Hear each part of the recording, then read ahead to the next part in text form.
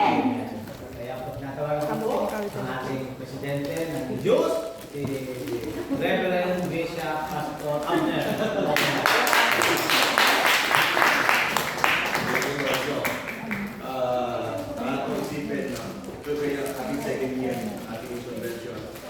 And we are so blessed that once again, meron tayo mga visitors from the Philippines.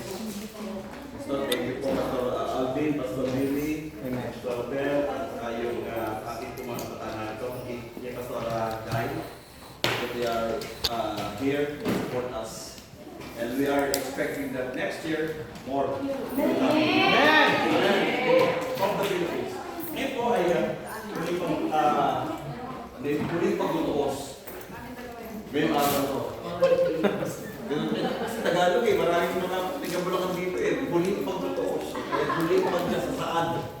At ating pag-usapan. Ito po yung ating pag-usapan ngayon. Pakibasa nga po. Strengthening relationship by avoiding disease. Marami tayong ginagawa na akala natin ay nakakatulong sa ating relasyon. Pero hindi pala. No? Marami tayong ginagawa sa ating buhay unnoticed that hindi pala siya nakakatulong para ma-strengthen yung ating relasyon. Una, sa ating Panginoon, ikalawa sa ating kapwa-tao. I will be concentrating po sa relationship with others. Ang ating pag-usapan po ay aklat ng Proverbs. Sabi po ng Proverbs chapter 6 verses 16 to 19. I'm reading from the today's New International Version of the Bible. Ito sabi diyan. Can we all rise up? Let us read. O, sabi diyan, no? Sino tayo na? Sige. Yan mo na siya. Yan. 1, 2, 3. There are 6 the Lord hates, 7 and righteous to hold to him. 17. Haughty eyes, lying tongue, hands that shed innocent blood, a heart that devises wicked schemes, feet that are ready to rush into evil, a false witness who bursts out lies, and a person who stirs up dissensions among the community. Grabe po, no? Kapag itong yan ay present sa church, mawawasak. Wawasakin po niya ng relasyon, wawasakin niya ng church. Kapag yung itong yan ay present sa church, makalang po tayo. Kaya mga kapatid, let us open our hearts.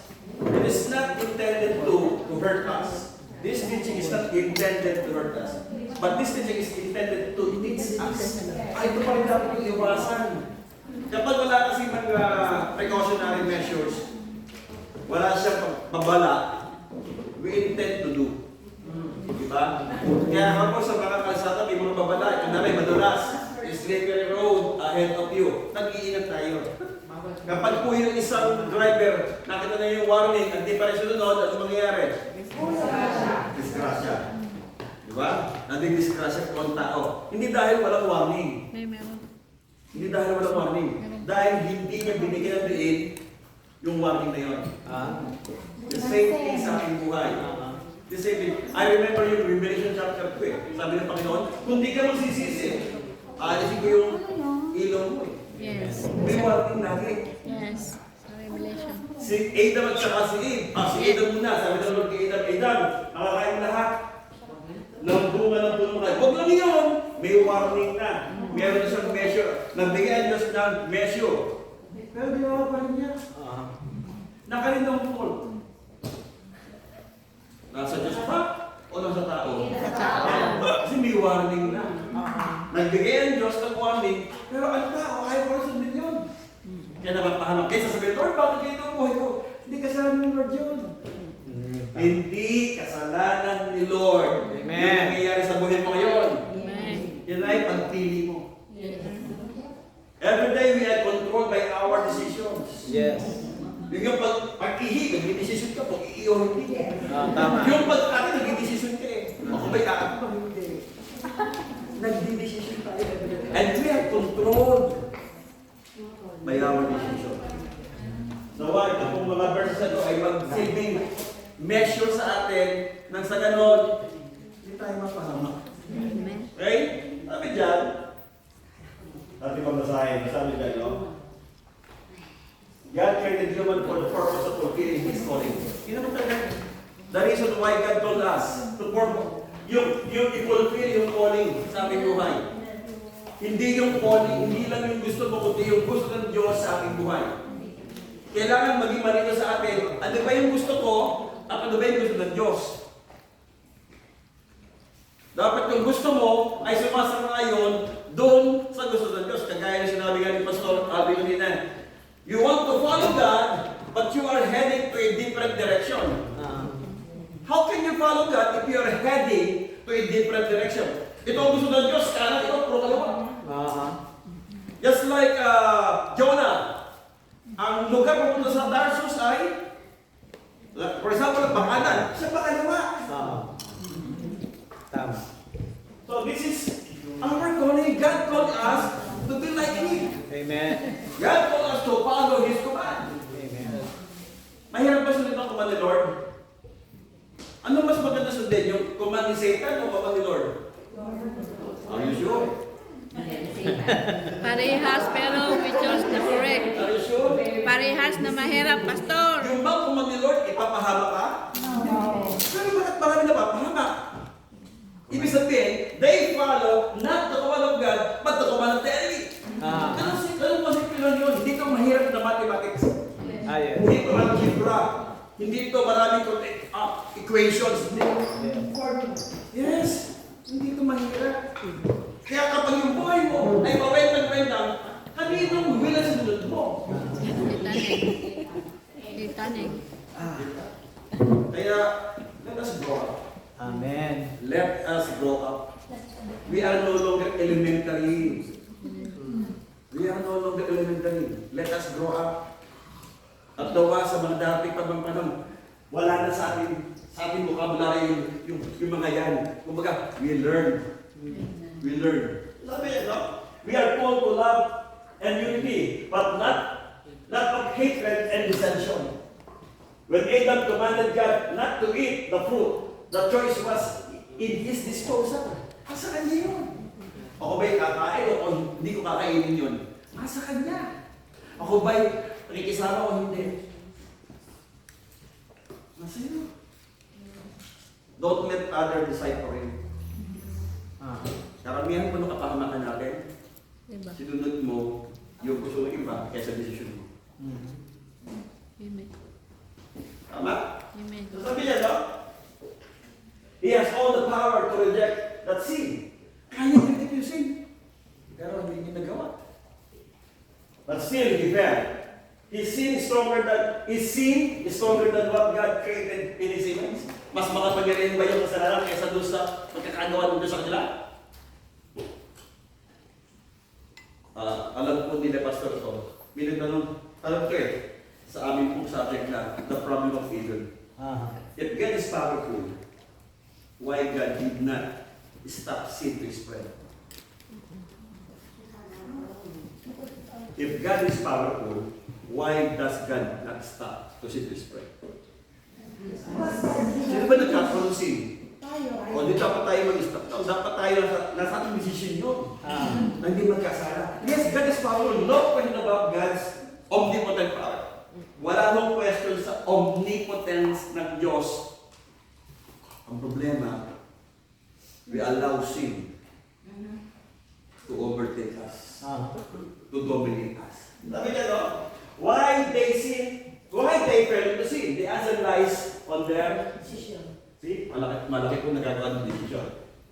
The same thing today. The strength and weakness of sin lies in our decision. Lumalakas sa kasalanan, depende sa'yo.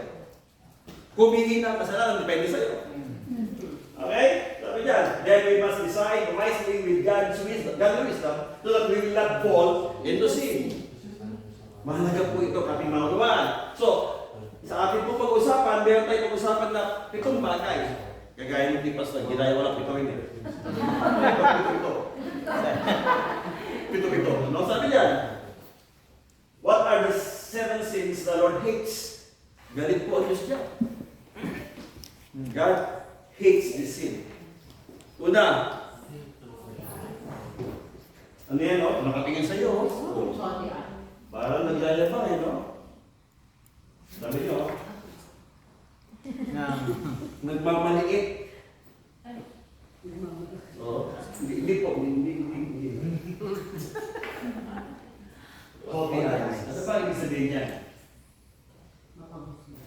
This is friends of Pilicom and looking down on her. Ito pala yung ibig sabihin ng holy eyes. Nagmamaliit, yung iba. Wala kang kwenta. Wala kang say sa akin. Mas maganda ko sa iyo. This ruin relationship. Holy eyes ruin relationship. Sabi niya, when we begin to think of ourselves more highly and with unparalleled importance, we are forgetting the fact that anything good in us is the result of Christ living in us. Hindi ikaw yun. Kung ikaw naman ay nag-excel, hindi ikaw yun. Ito si Kristo nasa iyong puso. It is God who is in your heart. Amen. Wala tayong pwede i-produce na maganda. Wala. The only thing that we can produce is all but negative. Ang pwede lang mag-produce na maganda sa atin, Diyos lagi. Ano sabi ron? I have been crucified with Christ, nevertheless I live. Yet not I, but Christ lives in me. So therefore, yung good thing na ginagawa ko, hindi ikaw yun. Tama? Amen. Kundi si Kristong sumasayo. Tanungin ko po kayo. Kaya mo ba gumawa ng mabuti sa sarili mo? Kaya mo na ba gumawa ng mabuti sa sarili mo? Kung kaya mo, give na ka lang sa Kristo. Because what good yung ginagawa mo maganda, it is not you. It is God who is in you. Kailangan mo. Kasi pag kaya mo na gumawa sa sarili mo mabuti, magmamahal ka na eh. Ipagmamahal mo na yun. Tama? So, wala tayong kayang i-produce na mabuti sa ating sarili, sa ating pang-sarili. Everything we do na maganda, ito yung resulta ng pagkikipag-isa ni Kristo sa atin. Amen? Sabi dyan, so ito po yung isang kasalanan na dapat natin iwasan. Huwag mong isipin na mas mataas ka sa iba. Ang sabi ng Philippians chapter 2 verses 3 and 4, consider other better than you. Kaya ba yun? Kaya mo bang sabihin na, ikaw na, okay lang ako. Dapat ganun po yung ating attitude. Bilang isang Christian. Okay, sabi niya, no? Dapat isipin to, no? Often, believers feel superior to other believers. Often, believers feel superior to other believers when they receive godly wisdom and display amazing tenacity against sin. Sister, mas matatag ako. Hindi ako nagkakasa. Do not think. Do not think. Huwag mong isipin yun. Lahat tayo ay produkto lamang ng biyaya at kahabagan ng ating Amen. We are the product of His amazing grace and rich mercy. Wala po tayo nun sa sarili natin. Lahat yun ay biyaya ng ating Panginoon. Amen? Ito po yung una. Okay, eyes. Pangalawa. Tignan niyo po ito. Oh! Masakit. Lying tongue. Lying tongue is one that speaks falsehood, knowingly and willingly. Alam niyan mali. Gagawin pa rin. That is lying. With an intention, ano sabi? Basahin mo. With an intention of what? Deceive others. To deceive others. Ang intention mo kaya ka nagsisinungaling ay mag-deceive, manloko. Again, ang ating topic po is strengthening our relationship. Kung mga bagay ay ating iwasan, magiging matatag po yung ating relasyon sa isa't isa. Amen? Ano sasabi dyan? Lying can be used to impound, dispute the character of a brother or his flattered friends. It is the most detestable evil to God, who is the God of truth. Nothing we we do causes us to more closely resemble the devil. Kapag po tayo lagi nasusunod, tayo po hindi nalalayo sa Prince of Lies. Yun po yun. Hindi tayo nalalayo sa Prince of Lies. Sabi yan, no? Sabi yan, the serpent in the Garden of Eden used this scheme to cause man to sin. Yun po yung ginawa ng serpent. Sabi, sino ba tinem? Si Adam o si Eve? Sino unang tinem? Si Adam. O si Eve o si Adam? Si Eve. Si Eve. Si Eve. Tanong, kayo yung binigay yung kuman. Kay Adam. Sino nagkasala? Si Adam. Si Adam. Bakit? Nasa kanya yung kuman. Dapat sinabihan niya si Eve, huwag mo kainin yan, bawal. Diba? Pwede sabihin niyo. So, sinabi nitong serpent kay Eve, mamamatay ka po, kailangan mo yan. Yung ba sinabi nito sa kanya? Siya ba naka-receive ng direct command from God? It is that Eve who received the direct command from God. Hindi. It is Adam who received the direct command from God. Sabi ng Diyos kay Adan, lahat makakain, wag yun. The moment you eat that, ito mangyayari. Okay? So, the serpent uses this scheme to fall man into sin. Can you imagine? Ginamit ito ng kaaway. Yung kasinungalingan. Pero, anong resulta? Damay tayo. Damay na tayo. Ang daming dinadamay nito. Diba? Kaya ngayon, daming fake news eh. Sa television, sa media, ang daming fake news. Iba na naniniwala na, ito ba yun? Ano di ba si Sharon? Oh, tsaka si Gabi, walay na. Hindi ka lang yun. Hindi pa rin. Diba? So, marami tayo narinig sa media, sometimes naniniwalaan natin. At nag-i-spread na yung kasinungalingan. Ganun kalaki ang sinisira ng kasinungalingan sa buhay natin. Diba? Kasi, the very purpose why God created us is to have fellowship with Him and with others. Pero kapag dumarating yan, bitik, mabubuhay pa yung packing fellowship. Hindi na po. Okay? Pangatlo. Mabilis na po tayo. Tingnan yan. Ano po yan? Ito lang kita nyo. Hand that shed. Innocent. Blood. Innocent ha? Wala sa kinalaman. Napapadamay siya. Oh, sabi yan. Hands shed innocent blood. Ano ibig sabihin yan? This refers to cold-blooded murder. We may never have orchestrated killing someone or never have touched a gun or knife, but in Matthew chapter 5, verse 21 to 24, Jesus says that anyone who is angry with someone else unreasonably, walang dahilan nagagalit. Walang dahilan nagagalit. Kaya sabi ng Bible dyan, commits, without offering room for forgiveness, commits a sin equivalent. Katumbas, Tumater. Grabe, no? Katumbas po niya na i-murder. Definitely. Pastor, hindi mo na umawag ng kutsilyo, hindi mo na umawag ng baril. Ba't ako murderer? Kapag galit ka, na walang dahilan. No reason at all. Nagalit ka. Ang sabi ng Biblia, hindi ako nagsabi. Ang katumbas niyan ay ito po inulit ng concept ni Juan doon sa 1 John chapter 3 verse 15. Sinabi rin niya sa 1 John chapter 3 verse 15. Ang nagagalit ay katumbas niya isang namamatay tayo. Iba mo kasi yung killing sa murder. Mag-iba po yung killing sa murder. Ang killing, pumatay ka na may dahilan. Yung po mga sundalo, kapag lumaban ng gera, napatay. Hindi po sila kakasara doon. Basta bakit? Meron po silang trabaho dapat gampanan. Pero yung tao, na walang kinalaman, nagalit ka. Bakit po? Kung sasabi ng tayo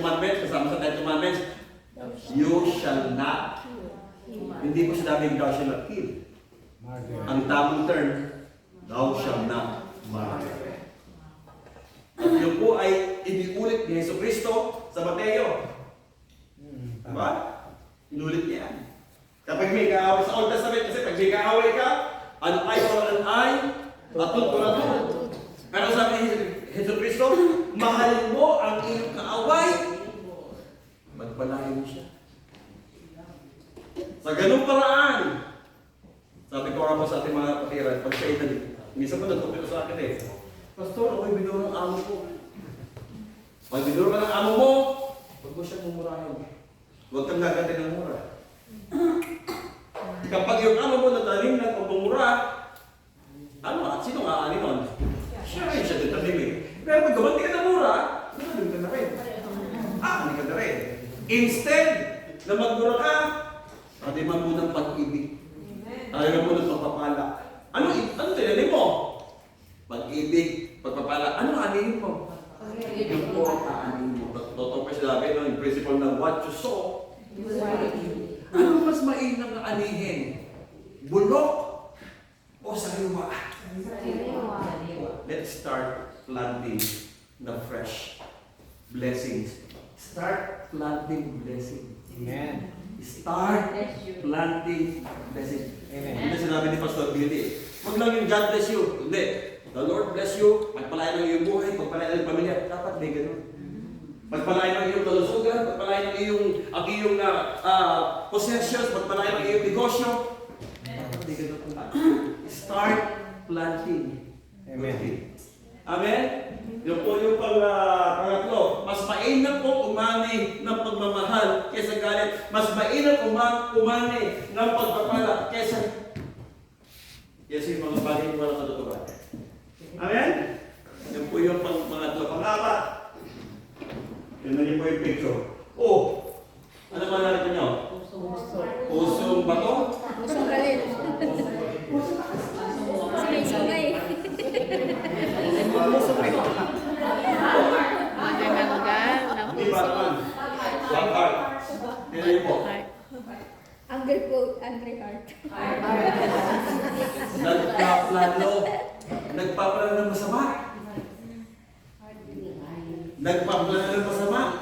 Heart devices wicked schemes. Ang pinagpaplano ng kasamaan. Pagdating niya, ito gagawin sa kanya. Ihuhulog ko. Yung tubig, yung palangganan may tubig sa kanyang ulo. Magkatawa na sila. Bakit? Nagpaplano ko. Diba? Devices, heart devices wicked scheme. Nagpaplano lagi ng masama sa ibang tao. Wala sa ibang ginawa kundi magplano ng masama. Ano sabi dyan? Basahin natin. Sabay-sabay tayo. This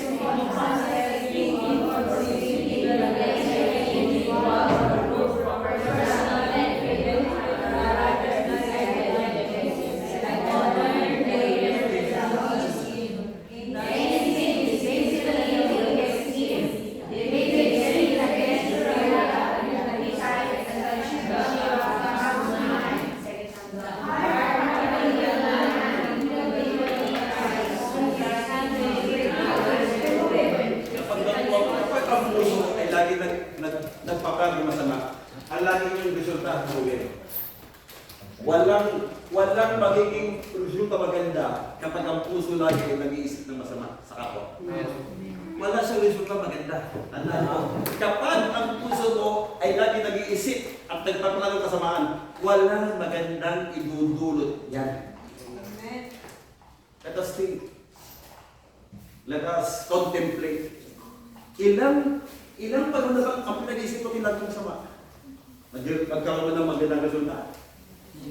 Pero pag nag-isip ka na mabuti, dumarating mabuting bagay. Ang iisip pa ng mabuti yan, dumarating mabuting bagay. Pero pag nag-isip ka na masama, ang laging resulta, sama. Mga kapatid, Lord, tayo, huwag ka makipagplano. Isipin mo lagi, Lord. Ito lagi sabi mo sa sarili mo, Lord, ito ba iniisip ko? Makakalagot sa'yo. Ito ba iniisip ko? Makakatulong sa nakuha ko. Kapag nasagot tayo, yes, gawin mo. Pero kapag yung damdamin mo, at yung sa tanong Diyos ay kumukot ka doon sa iniisip mo, huwag mo gawin. ipapahamak ka. Ang gusto ng Diyos, hindi ka mapahamak. Amen. Tandaan niyo po, ang gusto ng Diyos, lagi ikaw ay nasa kanyang panig. Bakit? Kapag ikay mahal ng Panginoon. Amen? Amen. Panglima. Bisa ba po tayo? Aba, ito yan. Sharp.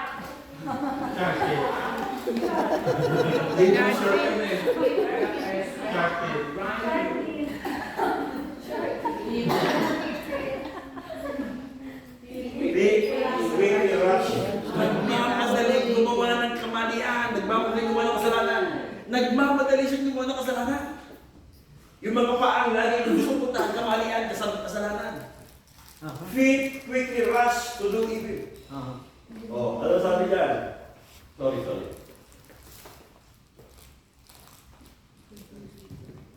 Those whose feet are quick to rush to evil, display no resistance whatsoever to sin. Ibig sabihin, ang tao na kanyang paalagi patungo sa pagkakamali, hindi niya mapigilan yung pagkakasala. Hindi niya kayang pigilan. No resistance to sin.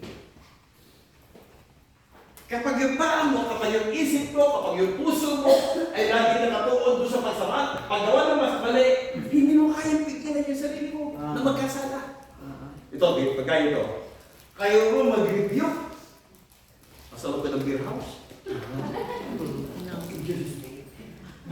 Pwede mag-review doon sa loob ng beer house. Bakit? Nasa kamo ka lang. Mag-review ka to. Tapos sabihin mo sa mga sasabong, I rebuke you. Ay, nagsulog ka rin. How come? Kaya rebuke siya, nagsulog ka rin. Maliban, umalis ka sa kanyang boss. Doon ko pala magkakaroon ng power to rebuke kapag wala ka sa camp nila. As long as you are in the ground of the enemy, you have the power to rebuke. Bakit? You are also there. You are also practicing the same thing. Sabi ka no? Grabe, no? Being born again is not a guarantee that we will not experience sin. But having the indwelling of the Holy Spirit, we are expected to be wise in this regard. Kung nasa iyo Holy Spirit, isipin mo. Ito mo gagawin kita ako. Isipin natin, you have the Holy Spirit. You have the mind of Christ in you. Nasa iyong isipan ng ating Panginoon. Hindi ka pag-iisipin ng Diyos sa masama. Amen. Hindi galing sa Diyos yun. Kapag nakakaisip ng masama, hindi galing sa Diyos yun. Amen. Ito pa, kailangan ng godly wisdom. Pag alam mo ito'y ikapapahamak ng iba, hindi galing sa Diyos. Mga kapatid, we have godly wisdom. Amen. We have the mind of Christ in us. Amen. We have Christ in us. Hindi mag-iisip. Hindi ka ilalagay ng Diyos na ikay mapapahamak. Mahal mo si Lord? Amen. Yes! Okay, kunwari ako si Lord ha. Mahal mo si Lord? Batukan mo siya. Batukan mo siya. Mahal mo si Lord, di ba? Batukan mo siya. Do you think God will do that? No. Para ma-approve mo na mahal mo ng Diyos, haya ka na magkasala? Hindi sa Diyos yun. Hindi para ma-approve kang mahal mo ng Diyos, ay hahaya ka na magkasala. Lord, mahal kita pero ayaw ko siya makita. Hindi totoo yun. Hindi kinod yun. Ay mahal mo si Lord. Ayaw mo siya makita. Mga kapatid, hindi ka nadalhin ng Diyos sa kapahamakan.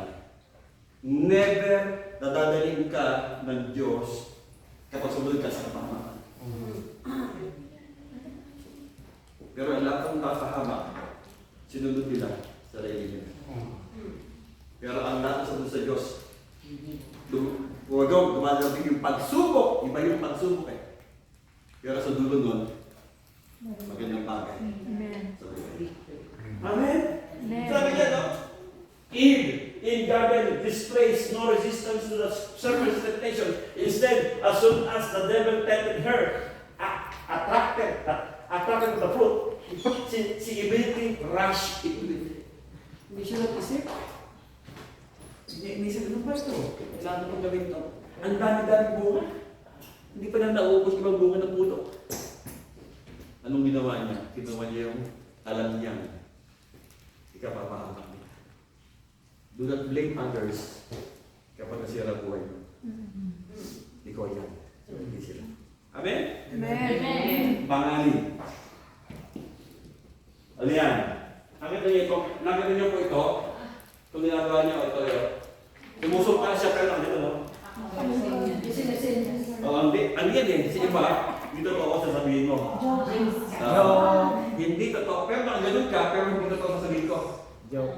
Ayan. Ang tawag niyan ay False witness. false witness. Sumusumpa ka, tapos nakaganon ka. Totoo yung sabi niya. Di ba? Sabi niya, this is similar to the sin of the lying mentioned earlier. But this form of lying is given a special mention as it could send an innocent person to jail. Iba kasi yung lying tongue sa false witness. Pwede ka mag-send ng innocent yung tao sa jail. O di ka, pwede mapahamak yung tao dahil sa iyong pagpo-false witness, pagbibigay ng maling impormasyon. O, sabi dyan. Or, even lead someone to death through his sin.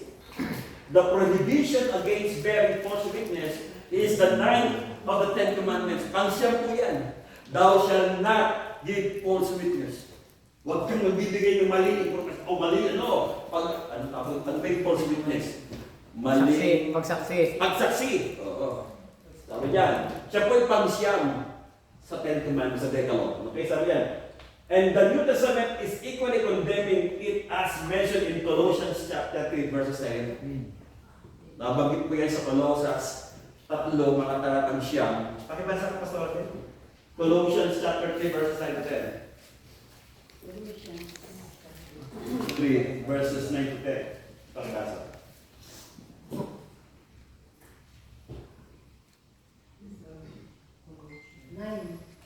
Oh. Do not lie to each other, since you have taken off your old self with its practices, and have put on the new self, which is being renewed in the knowledge of the image of its Creator. Yan. Ganun siya sabi.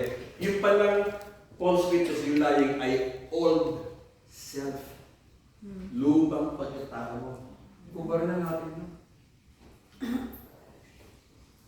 Kubar natin yung ating old self.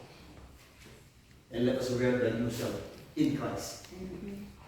2 Corinthians 5:17. If anyone who is in Christ, he is A new creation. and the new of the God. Kapatid, baka asot mo yung luma pang damit. Ngayon po ito 25 na New Year. Let us wear new cloth in Christ. Kubarin mo na yung lumang damit na ipinahamak ka. Okay? Sabi po ng Colossians 3, 9 and 10. Pakanin po yan. Ito na po yung pagbuti.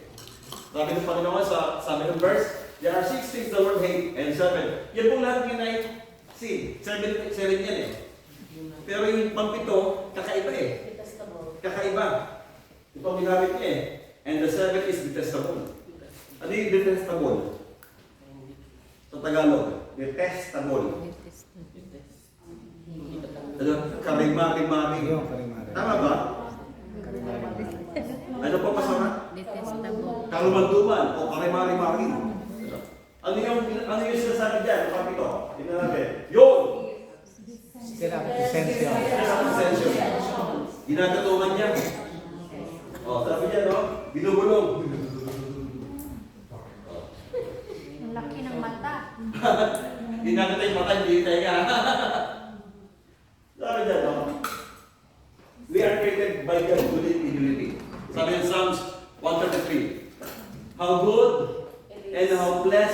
is when brothers and sisters dwell in unity. Together in unity. Ang sabi ron, how good and how pleasant. Napakabuti at kainam-inam kapag nagkakaisa ang mga kapatiran. Oh, sabi ng Psalms 133. Kung babasahin ko yan, wala uno hanggang 3, maganda yan.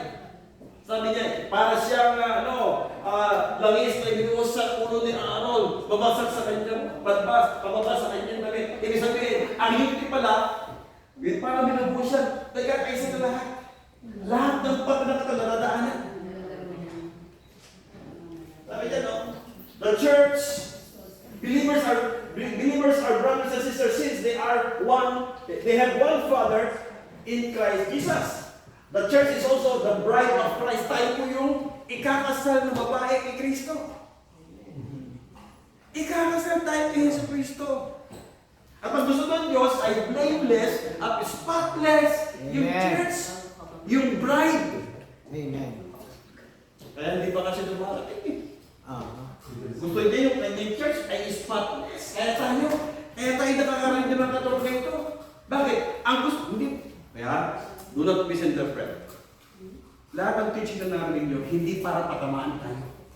Ito po'y paraan para tayo maging spotless and blameless. Bakit? Para tayo sa Diyos. Para tayo sa Diyos. Ang gusto niya, wala kang dungis. Gusto niya malinis ka. Lahat po ng kinakasal ng babae, ang langis o puti. Purity. Amen. The same thing. Ang nais ng Diyos. Kaya ngayon church age, yung panahon ng iglesia, maraming pagtuturo sa iglesia. Maraming tinuro sa iglesia. Dapat po, ay tayo natin. Kasi ang gusto ng Diyos, maging blameless ka. Maging spotless ka. Para pag kinasal tayo kay Yesu Kristo, tayo ko'y karapat dapat na maging asawa. Yesu Kristo. Amen? Tayo lahat ay naglanais ng gano'n. Amen. Kaya mga palit, ang aking pumili, let us remove. I-unclot na natin yung old self. Let us unclot the old self. And let us wear the new cloth coming from Christ. Are you willing? Amen. Kumain na natin yun.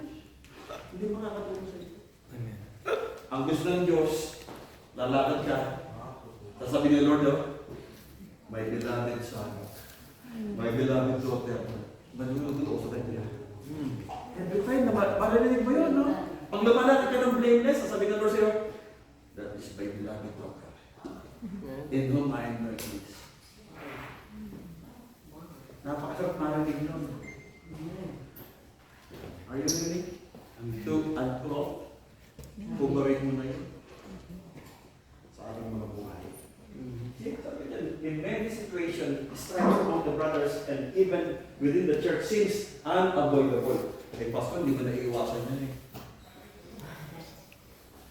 But anyone, ito po yung mag-iisip natin. But anyone who purposely causes distraction to peace in the body of Christ will displease God above. Makasabi mo, Pastor, lahat naman ng chismerin yan eh. Ay, tulungan naman ng iba. Hindi mo maiwasan eh. Pero, meron tayong magpili. We can choose not. We can choose not. The decision is yours. Alam niyo, napakabuti ng Diyos. Hindi tayo mag-prepare sa mga desisyon. Na siya masusunod ka.